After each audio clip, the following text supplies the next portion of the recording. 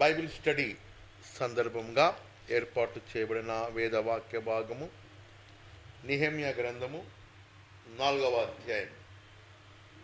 నెహెమ్యా గ్రంథము పాత నిబంధన గ్రంథములో నెహెమ్యా గ్రంథము 4వ అధ్యాయము మొదటి నుండి చివరి వరకు బైబిల్ స్టడీ సందర్భముగా దేవుని యొక్క వాక్య భాగమును మనము చదువుకుందాం. మేము గోడ కట్టుచున్న సమాచారము విని సన్బల్లటు మిగుల కోపగించి రౌద్రుడై యూదులను ఎగతాళి చేసి షోమ్రోను దండువారి ఎదుటను తన స్నేహితుల ఎదుటను ఇట్లనెను, దుర్మార్గులైన ఈ యూదులు ఏమి చేయుదురు? దౌర్భాగ్యులైన ఈ యూదులు దుర్భరులైన ఈ యూదులు ఏమి చేయుదురు? తమంతటా తామే ఈ పని ముగింతురా? బలులు అర్పించి బలపరుచుకొందురా? ఒక దినమందే ముగింతురా? కాల్చబడిన చెత్తను, కుప్పలుగా పడిన రాళ్లను మరలా బలమైనవిగా చేయుదురా? మరియు అమ్మోనీయుడైన టోబియా అతని యొద్దను ఉండి వారు కట్టిన దానిపైకి ఒక నక్క ఎగిరినట్టయిన వారి రాతి గోడ పడిపోవుననెను. మా దేవా, ఆలకించుము. మేము తిరస్కారము నొందిన వారము. వారి నింద వారి తలల మీదికి వచ్చునట్లు చేసి వారు చెరపట్టబడిన వారై వారు నివసించున్నట్లు దేశములోనే వారిని దోపునకు అప్పగించుము. వారు కట్టువారిని బట్టి నీకు కోపము పుట్టించి ఉండిరి గనుక వారి దోషమును పరిహరింపకుము.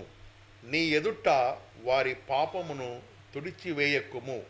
అయినను పని చేయుటకు జనులకు మనస్సు కలిగి ఉండెను గనుక మేము గోడను కట్టుచుంటిమి. అది సగము ఎత్తు కట్టబడి ఉండెను. సన్బల్లటును, టోబియాను, అరబీయులను, అమ్మోనీయులను, అషోదీయులను యెరూషలేము యొక్క గోడలు కట్టబడవననియు బీటలన్నీయు కప్పబడననియు వినినప్పుడు మిగుల కోపపడి యెరూషలేము మీదికి యుద్ధమునకు వచ్చి పని ఆటంకపరచవలనని వారందరూ కట్టుకట్టి మమ్మును కలతపరచగా మేము మా దేవునికి ప్రార్థన చేసి వారి భయము చేత రాత్రింబగళ్ళు కావలి ఉంటిమి. అప్పుడు యూదావారు బరువులు మోయువారి బలము తగ్గిపోయెను. ఉన్న చెత్త విస్తారము గోడ కట్టలేమని చెప్పగా మా విరోధులు వారు తెలుసుకొనకుండను చూడకుండను మనము వారి మధ్యకు చొరబడి వారిని చంపి పని ఆటంకపరచుదమనిరి. మా శత్రువుల యొద్ద నివాసులై ఉన్న యూదులు వచ్చి నలుదిక్కుల నుండి మీరు మా సహాయమునకు రావాలనని మాటికి మాతో చెప్పగా అందు నిమిత్తము గోడ వెనుక నున్న దిగువ స్థలములోను పైనున్న స్థలములలోను జనులను వారి వారి కుటుంబముల ప్రకారముగా వారి కత్తులతోనూ వారి ఈటెలతోనూ వారి వెండ్లతోనూ నిలిపితిని. అంతటా నేను లేచి చూచి ప్రధానులతోనూ అధికారులతోనూ జనులతోనూ వారికి మీరు భయపడకుడి, మహాఘనుడును భయంకరుడునగు యెహోవాను జ్ఞాపకము చేసుకొని మీ సహోదరుల పక్షముగాను మీ కుమారుల పక్షముగాను మీ కుమార్తెల పక్షముగాను మీ భార్యల పక్షముగాను మీ నివాసము మీకుండునట్లు యుద్ధము చేయుడి అంటిని. వారి యోచన మాకు తెలియబడననియు దేవుడు దానిని వ్యర్థము చేసెననియు మా శత్రువులు సమాచారము వినగా మాలో ప్రతివాడును తన పనికి గోడ దగ్గరకు వచ్చెను. అయితే అప్పటి నుండి నా పనివారిలో సగము మంది పనిచేయుచు వచ్చిరి. సగము మంది ఈటెలను, బల్లెములను, విండ్లును, కవచములను ధరించిన వారై వచ్చిరి. అధికారులు యూదులలో ఆయా ఇంటివారి వెనక నిలిచిరి. గోడ కట్టువారును, బరువులు మోయువారును, బరువులు వారును ఒక్కొక్కరు ఒక్క చేతితో పని చేసి ఒక చేతితో ఆయుధము పట్టుకొని ఉండిరి. మరియు కట్టువారిలో ఒక్కొక్కడు తన కత్తిని నడుమునకు బిగించుకొని గోడ కట్టుచు వచ్చెను. బాకా ఊదువాడు నా యొద్ద నిలచెను. అప్పుడు నేను ప్రధానులతోనూ అధికారులతోనూ మిగిలిన వారితోనూ ఇట్లాంటిని, పని మిగిలిన గొప్పది, మనము గోడ మీద ఒకరికొకరికి చాలా ఎడముగాను ఉన్నాము గనుక ఏ స్థలములో మీకు బాకానాదము వినబడునో అక్కడికి మా దగ్గరకు రండి. మన దేవుడు మన పక్షముగా యుద్ధము చేయును. ఆ ప్రకారం మేము పని యందు ప్రయాసపడితిమి. సగము మంది ఉదయము మొదలుకొని నక్షత్రములు అగుపడు వరకు ఈటలు పట్టుకొనిరి. మరియు ఆ కాలమందు నేను జనులతో ప్రతివాడు తన పనివానితో కూడా యెరూషలేములో బస చేయవలెను. అప్పుడు వారు రాత్రి మాకు కాపుగా నుందుదురు, పగలు పని చేయుదురని చెప్పి తిని. ఇలాగున నేను గాని, నా బంధువులు గాని, నా పనివారు గాని, నా వెంబడి ఉన్న పారావారు గాని ఊదుకు కొనుటకు తప్ప మరి దేనికిని మా వస్త్రములను తీసివేయలేదు. దేవుడు తన పరిశుద్ధ లేఖన భాగములను మన వినికిలో దీవించి ఆశీర్వదించును గాక. సమయంలో ఈ యొక్క బైబిల్ స్టడీ వాక్య ధ్యానము నిమిత్తము ప్రార్థన చేయవలసిందిగా మన యొక్క సంఘ ప్రెసిడెంట్ గారైన ఆరోన్ అంకుల్ గారిని కోరుతూ ఆహ్వానిస్తున్నాను. వారు ప్రార్థన చేయించుండగా ఆ తర్వాత మనము బైబిల్ స్టడీలోకి ముందుకు కొనసాగుతాం. అధ్యాయము మొదటి వచన భాగములో అక్కడ మేము గోడ కట్టుచున్న సమాచారము విని సన్బల్లట్టు మిగుల కోపగించి రౌద్రుడై యూదులను ఎగతాళి చేసి అనే మాట అక్కడ వ్రాయబడి ఉన్నది. సన్బల్లట్టు మరియు టోబియా అనువారు వీరు యూదులకు వ్యతిరేకముగా వారు ఉండిరి.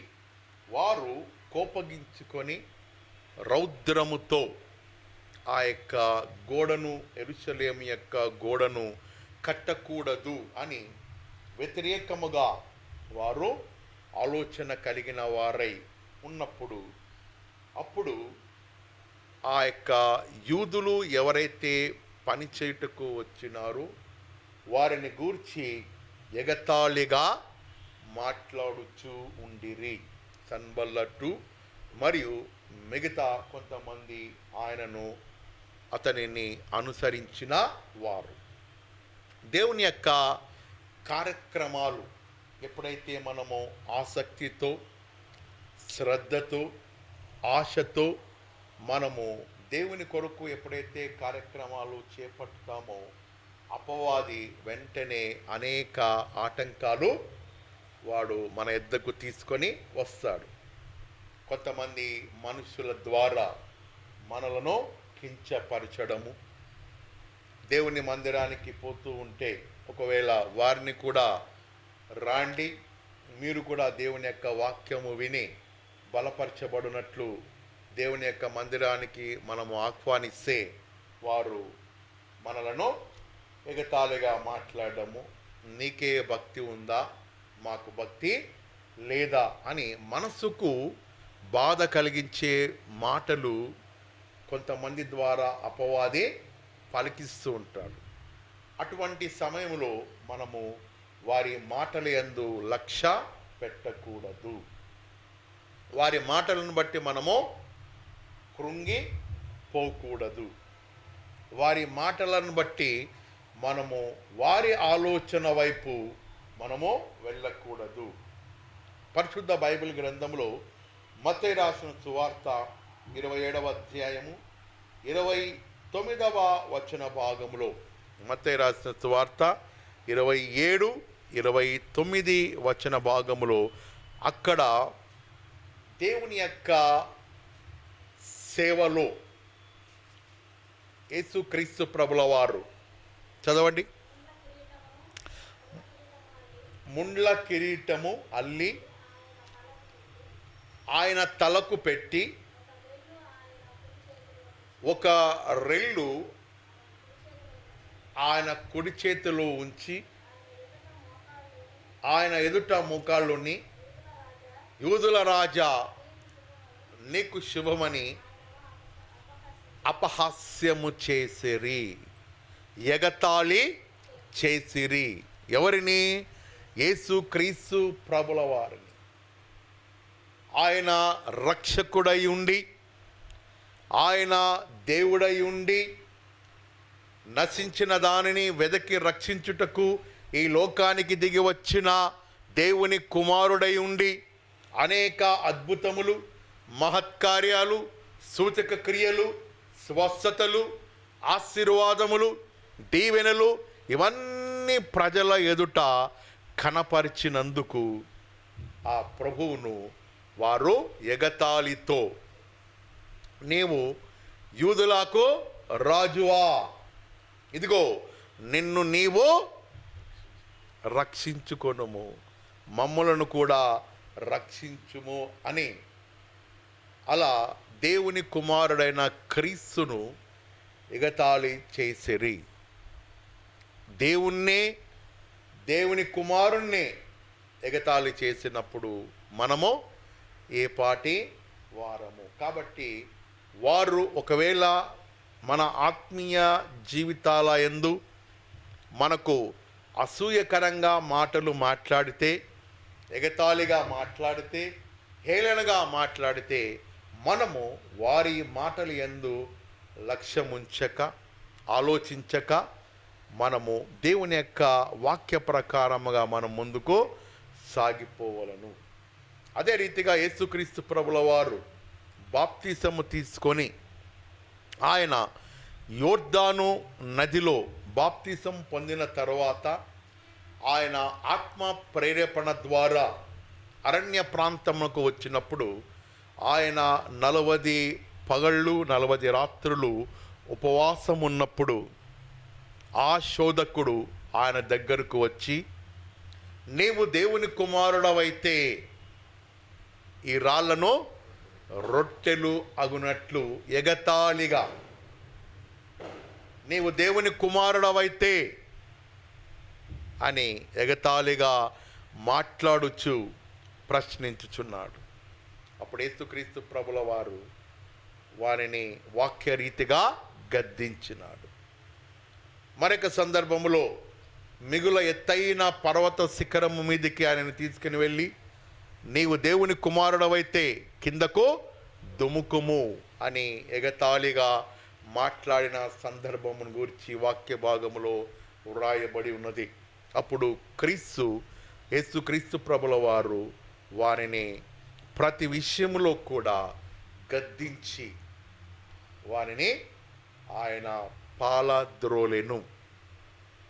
మన యొక్క ఆత్మీయ జీవితాలలో కూడా మనము వాక్యములో, ప్రార్థనలో, సంఘ ఆరాధనలో ఎదుగుతూ ఉన్నప్పుడు, ఫలిస్తూ ఉన్నప్పుడు కొంతమంది సన్బల్లటు లాంటి వ్యక్తులు, కొంతమంది టోబియా లాంటి వ్యక్తులు అపవాది ద్వారా ప్రేరేపణ కలిగిన వారై, మీరు దేవుని మందిరానికి వెళుతున్నారు, ఎంతవరకు మీరు దీవెనకరంగా ఉన్నారు, మీ కుటుంబంలో ఫలానా ఉన్నది, మీ శరీరములో ఫలానా వ్యాధులు ఉన్నాయి, మరి మీ దేవుడు నిజమైన దేవుడు అయితే, మరి మీరు సేవించే దేవుడు నిజమైన దేవుడు అయితే ఎందుకు మిమ్మల్ని స్వస్థపరచలేకపోతూ ఉన్నాడు? మరి అంతగా మీరు దేవుణ్ణి ఆరాధిస్తున్నారు, కానుకలు ఇస్తున్నారు, భయభక్తులతో జీవిస్తూ ఉన్నారు, మరి మీ యొక్క శరీరంలో ఫలానా లేదా మీ కుటుంబంలో మీ పరిస్థితులు, ఉద్యోగాలు, మీ పిల్లల భవిష్యత్తు అని సన్బల్లటు, టోబియా లాంటి వ్యక్తుల ద్వారా మనలను హేళనకరంగా ప్రశ్నించే వారుగా కొంతమందిని అపవాది పంపిస్తూ ఉంటాడు. నీవు దేవుని కుమారుడవైతే, క్రీస్తు చెంతకు అపవాది వచ్చి అడిగిన ప్రశ్న, ఈ రాళ్లను రొట్టెలుగా మార్చుము. నీవు దేవుని కుమారుడవైతే ఎందుకు నీ జీవితంలో ఈ పరిస్థితి? నీవు దేవుని కుమారుడవైతే నీ కుటుంబంలో ఎందుకు ఈ శోధనలు? ప్రతి శోధన వెనుక దేవుని యొక్క కృపా హస్తము మనకు తోడుగా ఉండునుగాక.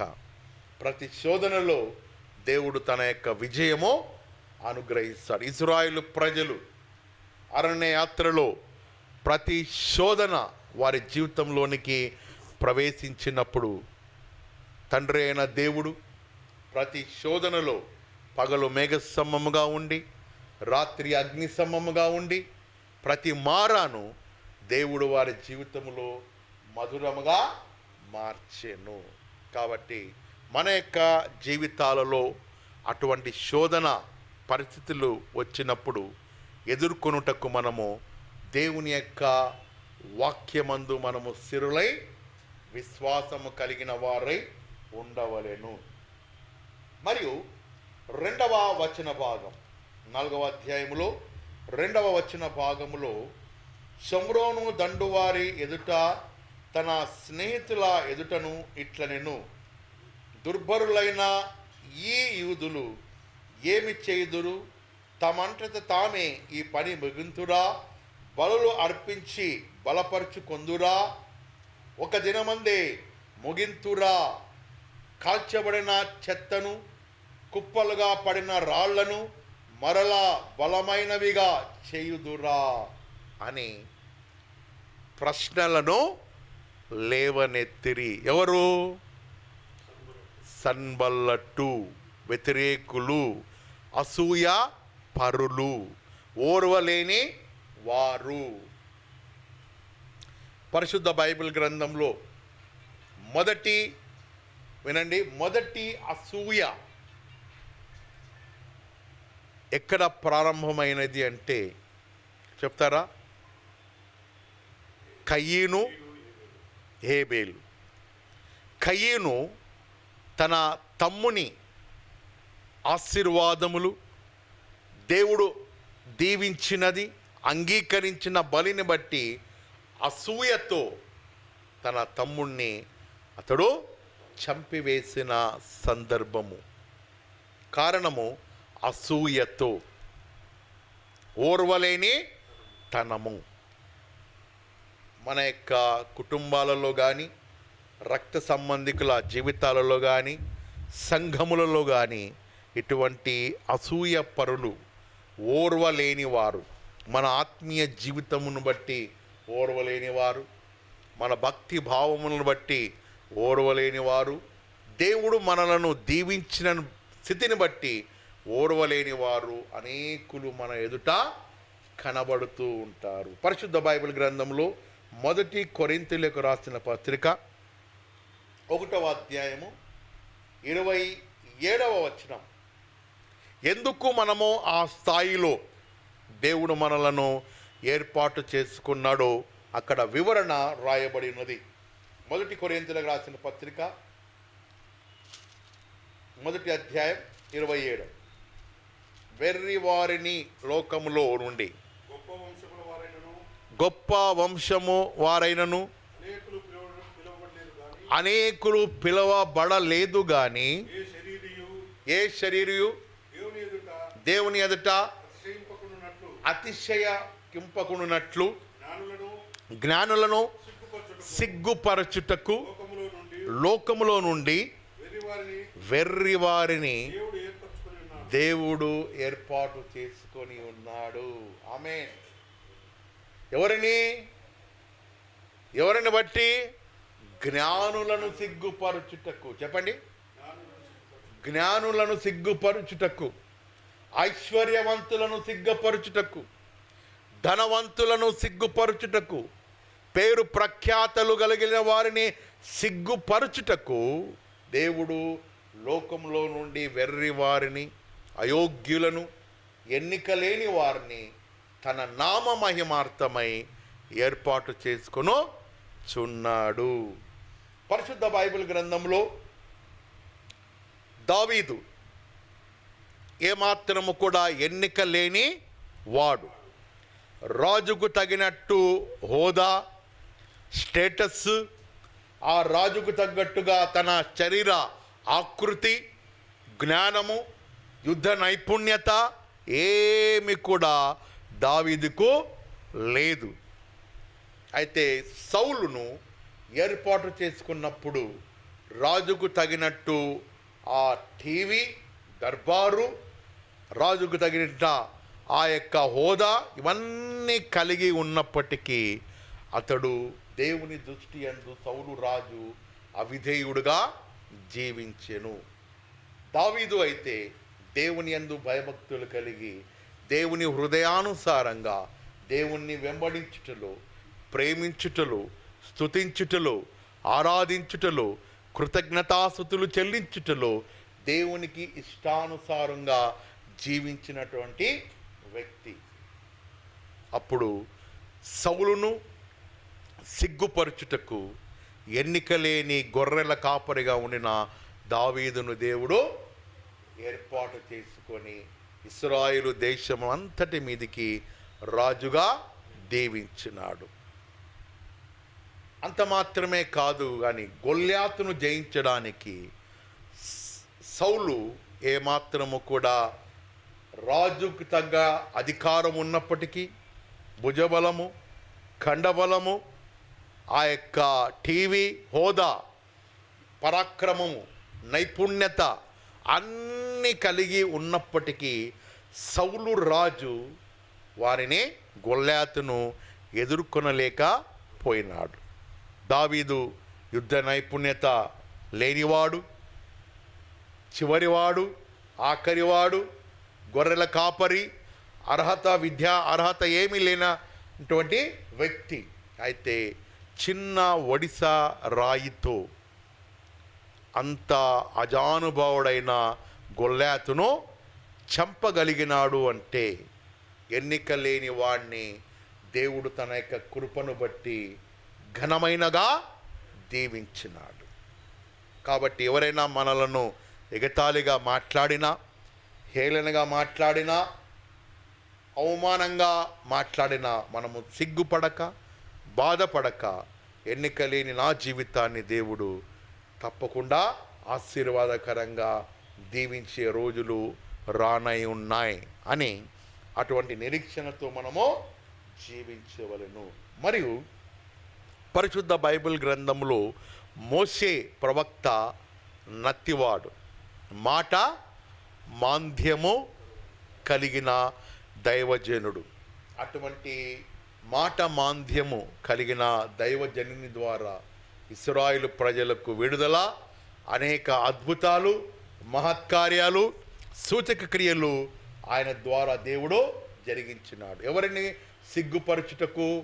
ఫరోని సిగ్గుపరచుటకు, జ్ఞానము కలిగిన వారిని సిగ్గుపరచుటకు, బలవంతులను సిగ్గుపరచుటకు దేవుడు బలహీనులను ఏర్పాటు చేసుకొని తన యొక్క నామ మహిమార్థమై వారిని వాడుకునే దేవుడు. అదే రీతిగా గిద్యోను జీవితంలో మనము గమనించినలా గిద్యోను పరాక్రమశాలి కాదు, రాజు కాదు. కేవలము ఆ యొక్క కుండలతోనూ, దివిటీలతోనూ, బూరలతోనూ మహాసైన్యమైన మిద్యానీయులను అతడు ఓడించగలిగినాడు. ఎన్నిక లేనివాడు, ఎన్నికైన వ్యక్తిగా దేవుడు దీవించినాడు. మన జీవితాలను కూడా ఈ రాత్రికాల సమయంలో లోకము దృష్టిలో ఒకవేళ ఎగతాళిగా మనం ఉండవచ్చు, ఎన్నిక లేని వారముగా ఉండవచ్చు, ఇంకా ఆశీర్వాదములు పొందుకొనలేదు అని అనేక రకాలుగా మనల్ని గురించి మాట్లాడేవారు ఉండవచ్చు. సన్బలట్టు లాంటి వారు, టోబియా లాంటి వారు. అటువంటి వారిని బట్టి మనము నిరాశ పడకూడదు. మరియు 3వ వచన భాగములో గమనించినడలా, మరియు అమ్మోనీయుడైన టోబియా అతని యొద్దను ఉండి వారు కట్టిన దానిపైకి ఒక నక్క ఎగిరినట్లయిన వారి రాతి గోడ పడిపోవుననెను. ఒక నక్క ఎగిరిన ఎడల వారు కట్టిన ఆ యొక్క రాతి గోడ కూలిపోవును అని తిరస్కారముగా అతనిని వారు హేళనకరంగా మాట్లాడిరి, బలహీనపరుస్తూ మాట్లాడిరి. మనము చేయు కార్యముల యందు ఆసక్తిగా దేవునికి మందిరానికి వచ్చుటలో కానీ, దేవుని పరిచర్యలో మనము సహాయ సహకారులుగా ఉంటూ ఉన్నప్పుడు ఇటువంటి మాటల ద్వారా మనలను బలహీనపరిచే వ్యక్తులు ఉంటూ ఉంటారు. వారి మాటలను బట్టి మనము నిరాశ చెందకూడదు. దేవుని యందు మనము ఆనందించి సంతోషించే వారముగా ఉండవలెను. 5వ వచన భాగంలో, వారు కట్టువారిని బట్టి నీకు కోపము పుట్టించి ఉండిరి గనుక వారి దోషమును పరిహరింపకము, నీ ఎదుట వారి పాపమును తుడిచివేయకము. అయినను పని చేయుటకు జనులకు మనస్సు కలిగి ఉండెను. పని చేయుటకు దేవుడే వారికి మనస్సు కలిగించినాడు. ఎన్ని ఆటంకాలు వచ్చినప్పటికీ సన్బల్టు టోబియా లాంటి వారు, మీరు కట్టే గోడ ఒక నక్క దాటితే పడిపోతుంది, ఆ చెత్త ఆ యొక్క గుంటలు బాగుపడునా అని అనేక రకాలుగా హేళనకరంగా మాట్లాడినప్పుడు పని చేయుటకు కావలసిన సామర్థ్యమును, బలమును, ఆసక్తిని దేవుడే వారి హృదయంలో కలిగించెను. పరిశుద్ధ బైబిల్ గ్రంథంలో ఫిలిప్పీలకు రాసిన పత్రిక 2వ అధ్యాయము 13వ వచనం. ఫిలిప్పీలకు రాసిన పత్రిక 2:13. అదే రీతిగా హెబ్రీ 13:21 తీయండి. ఒకరేమో ఫిలిప్పీ 2:13. ఎందుకనగా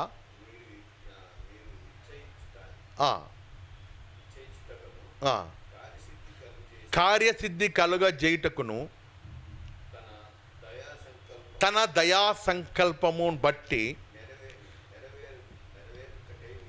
మీలో సామర్థ్యము కార్యసిద్ధి కలుగజేయువాడు దేవుడే. హెబ్రీయులకు రాసిన పత్రిక 13:21. హెబ్రీయులకు రాసిన పత్రిక 13వ అధ్యాయము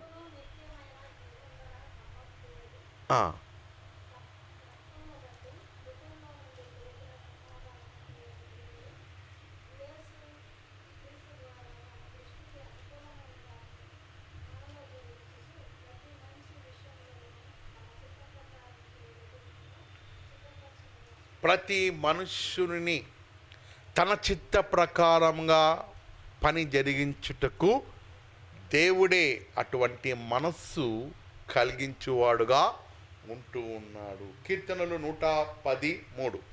కీర్తనలు 113వ వచనం.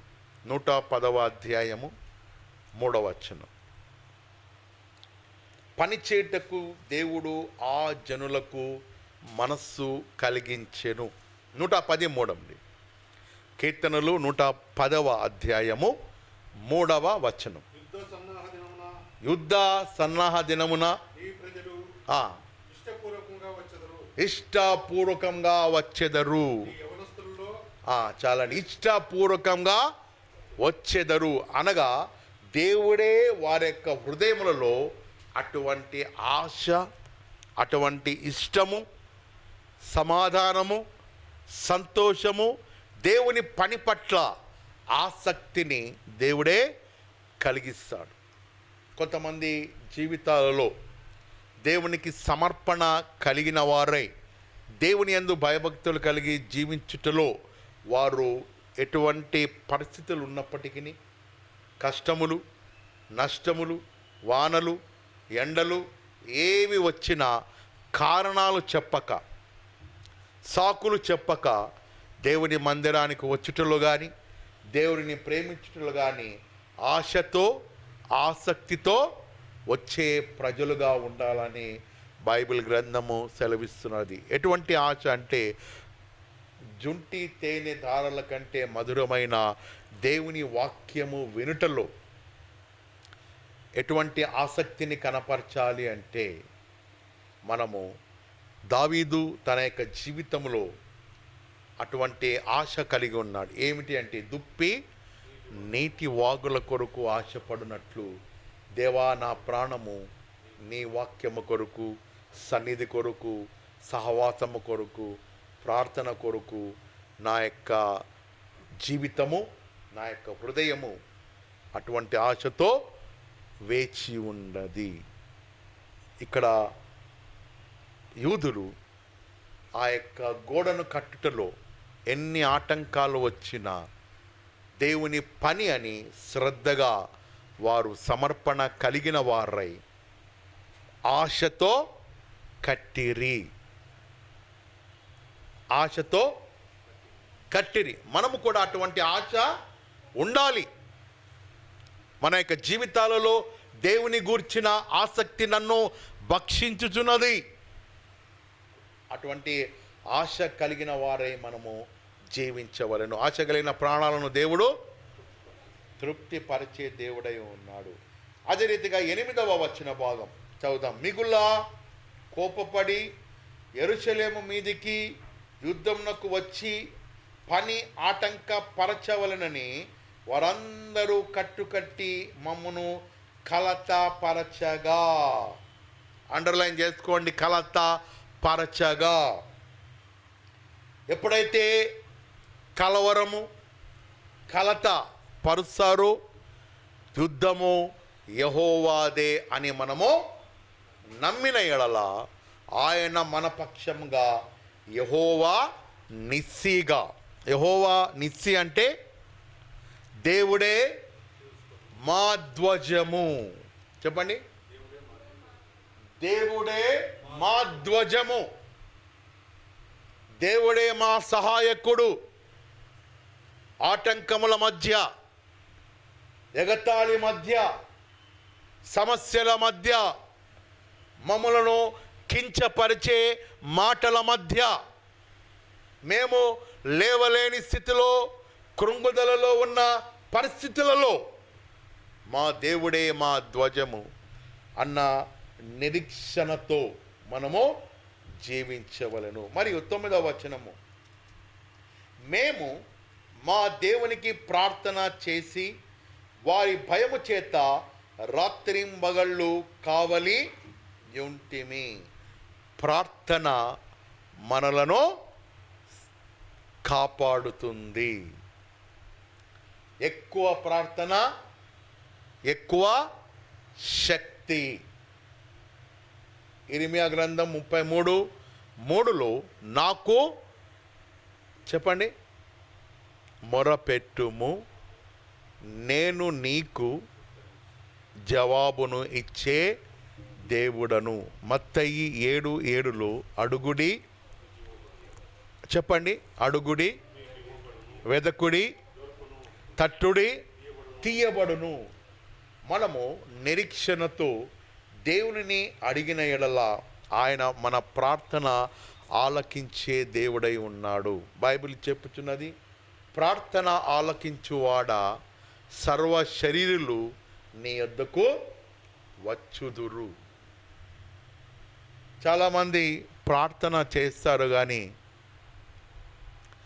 దేవుడు నా ప్రార్థనకు జవాబు అనుగ్రహిస్తాడు, ఆ ప్రార్థనకు నేను జవాబు పొందుకుంటాను అన్న నిరీక్షణ, విశ్వాసము లేని వారే ప్రార్థిస్తారు. అటువంటి ప్రార్థనలు దేవుడు అంగీకరించడు. మన ప్రార్థన ఏ రీతిగా ఉండాలి అంటే, శతాధిపతి యొక్క విశ్వాసముతో ముడిపడి ఉండవలెను. శతాధిపతి యొక్క విశ్వాసం ఏమిటండి? చెప్తారా ఎవరన్నా? దేవా, నీవు నా ఇంటికి, నా గృహానికి వచ్చుటకు నేను యోగ్యుడను కాను. కేవలము మాట మాత్రము సెలవిచ్చిన ఎడల నా దాసుడు స్వస్థపరచబడుతాడు. అటువంటి విశ్వాసము యేసుక్రీస్తు ప్రభుల వారి హృదయాన్ని కదిలించి వేసింది. ఇటువంటి విశ్వాసము నేను ఇశ్రాయేలీలో సైతము కూడా చూడలేదే. ఒక అన్యుడు. ఈనాటి మన వ్యక్తిగత ప్రార్థనలు ఎలా ఉన్నాయంటే ఈ పెంకు కూడా దాటిపోలేవు. విశ్వాసము లేని అవిశ్వాస ప్రార్థనలు. రాత్రంతా ప్రార్థన చేసినా ఏమీ ప్రయోజనం లేదు. అటువంటి ప్రార్థనలు దేవుడు అంగీకరించడు. వారి నోరు నొప్పి, సమయము వ్యర్థమే. కాబట్టి మనము ప్రార్థనలు ఏవైతే మనం చేస్తుంటామో ఆ ప్రార్థన దేవునికి అంగీకారంగా ఉన్నదా, నేను అటువంటి నిరీక్షణతో వేచి ఉన్నానా, అటువంటి విశ్వాసము నేను కలిగి ఉన్నానా అని ఆలోచించి ప్రార్థించవలెను. బైబిల్ చెప్పుచున్నది, విశ్వాసము లేకుండా దేవునికి ఇష్టడై ఉండుట చెప్పండి అసాధ్యము. అందరూ అనండి, విశ్వాసము లేకుండా ఎంత ప్రార్థన చేసినా ఆ ప్రార్థనకు జవాబు రాదు రాదు రాదు. ఉదాహరణకు సెల్ ఫోన్లో బ్యాటరీ అయిపోయి మొబైల్ స్విచ్ ఆఫ్ అయినప్పుడు ఎన్నిసార్లు నువ్వు రింగ్ కొట్టినా కాల్ పోతుందండి. ఎందుకు? బ్యాటరీ లేదు. మూయబడిన, తాళం వేయబడిన గృహానికి ఎన్నిసార్లు కొట్టినా తలుపు తెరవబడదు. కారణం, ఆ గృహము తాళము వేయబడినది. మన ఆత్మీయ జీవితంలో కూడా మన ప్రార్థనకు జవాబు రావాలి అంటే మనము వేటినైతే మనము అడుగుతున్నామో అవి పొంది ఉన్నాము అన్న నిరీక్షణతో మనం వేచినప్పుడు, విశ్వాసముతో అడిగినప్పుడు, ఆ విశ్వాసము ద్వారా దేవుడు తన యొక్క కార్యము మన జీవితాలలో జరిగిస్తాడు. శతాధిపతి అటువంటి విశ్వాసముతో మనవి చేసినప్పుడు అతని ప్రార్థన దేవుని హృదయాన్ని కదిలించి వేసింది. మరొక వ్యక్తి బైబిల్ గ్రంథంలో బర్తమై, తీమయి కుమారుడైన బర్తమై, యెరికో ప్రాంతంలో యేసుక్రీస్తు ప్రభుల వారు సంచరిస్తూ ఉన్నప్పుడు, దావీదు కుమారుడా నన్ను కనికరించుము, కరుణింపుము అన్నప్పుడు యేసుక్రీస్తు ప్రభుల వారు అతని యొక్క అర్థనాదమును బట్టి, విశ్వాసమును బట్టి ఆగిపోయి అతనిని స్వస్థపరచెను. కాబట్టి విశ్వాసము లేని ప్రార్థనలు దేవుడు అంగీకరించడు. ప్రార్థన విజయాలను తీసుకొని వస్తుంది. మోషే ప్రార్థించగా మన్నాను కురిపించితివి, యెహోషువ ప్రార్థించగా సూర్య చంద్రుల నాపితివి. ఇవన్నీ కూడా పాడేకి చాలా బాగుంటాయండి. బ్రహ్మాండంగా పాడతారు క్రైస్తవులు. రాగయుక్తంగా పాడతారు, తాళయుక్తంగా పాడతారు. అయితే పరిస్థితి ఎదురైనప్పుడు నిరీక్షణతో దేవుడు నన్ను దీవిస్తాడు, స్వస్థపరుస్తాడు, నా ప్రార్థనలకు దేవుడు జవాబు అనుగ్రహిస్తాడు అని క్రియారూపకంగా, చెప్పండి, క్రియారూపకంగా నమ్మినప్పుడే మన జీవితాలలో జవాబు పొందుకుంటాం. బైబిల్ చెప్పుచున్నది, క్రియ లేని విశ్వాసము దేనితో సమానమండి? మృతములు. క్రియలేని విశ్వాసము మృతమైనది. చనిపోయిన వ్యక్తి దగ్గరకు వెళ్ళి అన్నం తిను, చికెన్ తిను, మటన్ తిను, నాయనా లేయి, ఇదిగో లైటు, ఇదిగో బల్బు, ఎన్ని చెప్పినా అతని శరీరము మృతమైనది. దానితో సమానమంట. ఏది? విశ్వాసము లేకుంటే. రాసుకోండి, దానితో సమానమంట. విశ్వాసము లేకుండా నువ్వు ఎంత అడిగినా మృతుడవే. ఆ ప్రార్థన మృతమైనదే. పేరుకు మాత్రమే నువ్వేదో పదాలు పలుకుతూ అడగవచ్చు, కానీ దేవుని దృష్టి యందు ఆయన హృదయ అంతరంగ స్థితిని గమనించినప్పుడు నీ ప్రార్థన మృతమైనది. 14వ వచన భాగము, నెహెమ్యా గ్రంథము 4వ అధ్యాయము 14వ వచన భాగములో, తర్వాత నేను ముగ్గు గుమ్మమునకు వచ్చి, ఇది 14వ వచనం అండి. అంతటా నేను లేచి చూచి ప్రధానులతోనూ అధికారులతోనూ జనులతోనూ, వారికి మీరు భయపడుకుడి, మహాగణుడును భయంకరుడునగు యెహోవా జ్ఞాపకము చేసుకొని.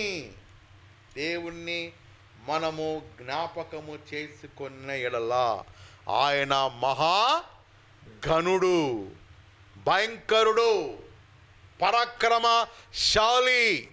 అట్టి గొప్ప మహాదేవుడు మనకు తోడు ఉండగా మన ప్రార్థనలకు దేవుడు జవాబు ఇచ్చి మనలను కాపాడే దేవుడై ఉన్నాడు. భయపడకుడి అనే మాట బైబిల్ గ్రంథంలో సుమారు 365 సార్లు, వినండి, లిఖింపబడినది. ఎన్నిసార్లు అండి? 365. సంవత్సరానికి ఎన్ని రోజులండి? 365 రోజులు. రోజుకు మనము ఒక టాబ్లెట్ భయపడకుడి ఆత్మీయంగా మన మనసులో అనుకుంటే 365 రోజులు ఏ అపాయము దేవుడు నీ చెంతకు రానీయడు. అనవసరంగా కొన్ని విషయాల్లో తరచూ మనం భయపడుతుంటాం. రకరకాల భయాలు మనకు సంభవిస్తుంటాయి. అపవాది ద్వారా, లోకము ద్వారా, మనుషుల ద్వారా, ప్రకృతి ద్వారా, ఆలోచనల ద్వారా, మనకు కలిగే తలంపుల ద్వారా, ఇతరుల ద్వారా. ఆ భయాలన్నిటి యందు రోజుకొక మాత్ర భయపడకుడి. బైబిల్ చెప్తున్నది భయపడకుడి అని. విశ్వాసంతో మీరు జీవించిన 365 రోజులు, సంవత్సరం అంతా భయము లేకుండా జీవించెదరు. నిర్గమకాండము 14వ అధ్యాయము 13వ వచనం అండి. నిర్గమకాండము, వాక్యాన్ని ముగుస్తున్న నిర్గమకాండం 14, 13. భయము గురించి అక్కడ రాయబడిన దేవుడు మనకు తోడుగా ఉండే దేవుడని.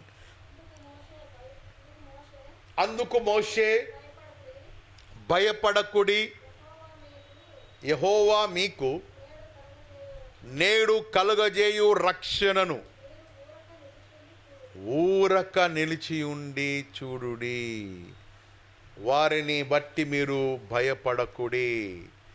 నేడు యెహోవా దేవుడు మీ పక్షంగా జరుగు కార్యములను బట్టి ఊరక నిలిచి చూడుడి. అదే రీతిగా సంఖ్యాకాండము 14వ అధ్యాయము 9వ వచనం. సంఖ్యాకాండము 14:9. సంఖ్యాకాండము 14వ అధ్యాయము 9. మెట్టుకు మీరు యెహోవా మీద తిరుగుబాటు చేసిరి, భయపడకుడి, వారు మనకు ఆహారమగుదురు. చాలండి. ఆ దేశ ప్రజలకు మీరు భయపడకుడి. దేనినైతే మీరు చూచుచున్నారు, దేనిని బట్టి అయితే మీరు భయాందోళనకు లోనైతున్నారు, ఆ పరిస్థితి వైపు మీరు చూడకుడి. దేవుడైన యెహోవా మీకు తోడుగా ఉండే దేవుడు. కొన్ని సందర్భాల్లో మన యొక్క శరీర తత్వమును బట్టి భయపడుతూ ఉంటాం. కొన్ని పరిస్థితులను బట్టి భయపడుతూ ఉంటాం.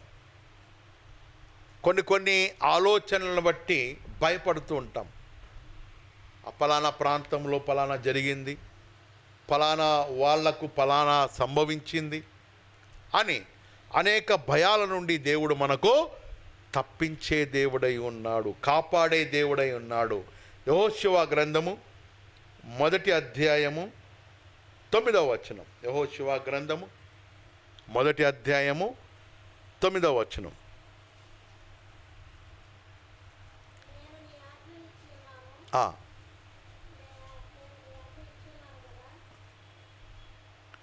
యెహోషువ గ్రంథం 1వ అధ్యాయం 9వ వచనం అమ్మ.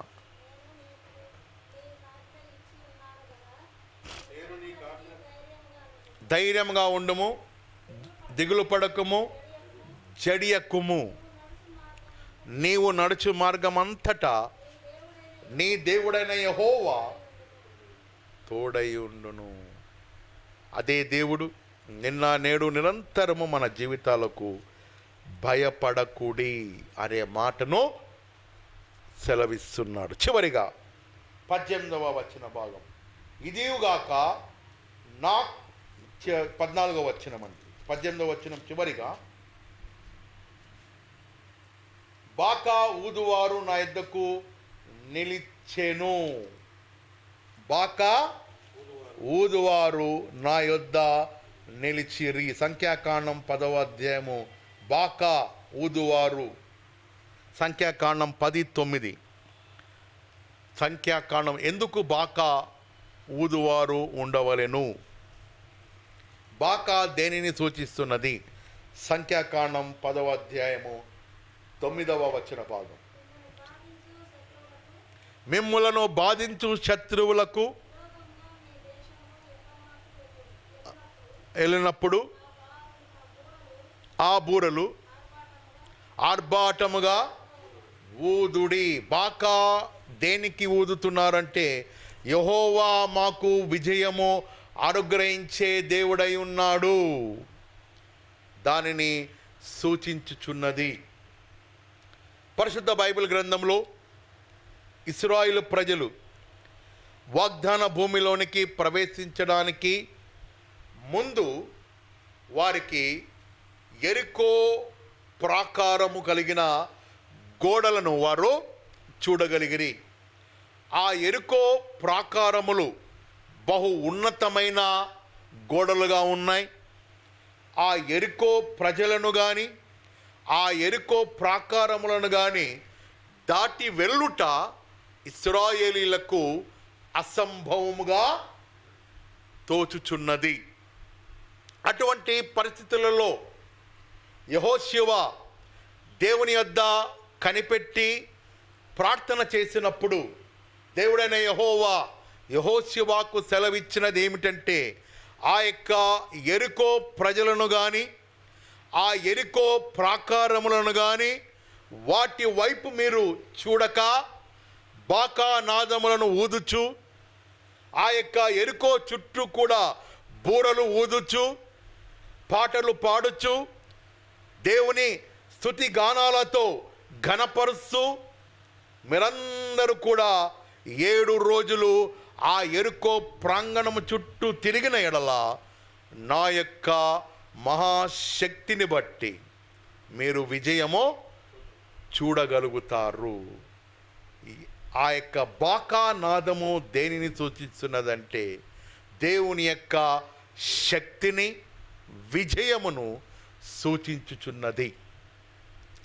మన జీవితాలలో కూడా, సంఘములలో కూడా, కుటుంబాలలో కూడా యెరికో లాంటి గోడలు ఏవైతే మనకు సవాలుగా ఉన్నాయో, వ్యాధులు కావచ్చు, ఆర్థిక ఇబ్బందులు కావచ్చు, కుటుంబంలో కష్ట నష్టములు ఉండవచ్చు, యెరికో గోడల వలె ఉండవచ్చు, కుమార్తెలకు కుమారులకు వివాహము కాని పరిస్థితులు యెరికో గోడల వలె ఉండవచ్చు, ఇల్లు కట్టలేము అని ఒక ఎరుకో గోడల వలె ఉండవచ్చు.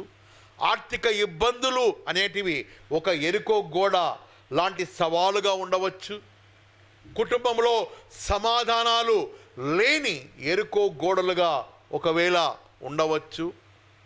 వాటి వైపు మనం చూడక మన వ్యక్తిగత జీవితాలలో, కుటుంబాలలో బాకానాదపు బూరలు అనగా దేవునికి స్తుతి గానములు, దేవునికి స్తోత్ర గానములు, ఆరాధన, కృతజ్ఞతాస్తుతులు, స్తుతించుట పూర్ణ హృదయముతో, పూర్ణ ఆత్మతో ఎప్పుడైతే దేవుని యొక్క నామమును మనము ఘనపరుస్తామో, ప్రతి ఎరుకో గోడలు, నీకు వ్యతిరేకంగా సవాలుగా ఉన్న గోడలన్నీ కూడా దేవుడు నీ పక్షంగా వాటిని తొలగించి వేస్తాడు. ఎప్పుడు?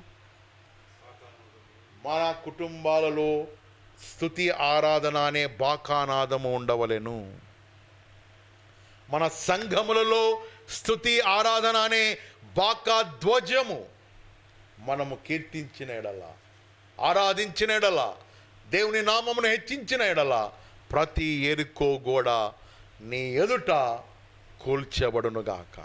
అట్టి కృప దేవుడు మనకందరికీ అనుగ్రహించి ఈ రాత్రికాలపు మేలులతో, ఆశీర్వాదములతో దేవుడు దీవించునుగాక. తలలు వంచి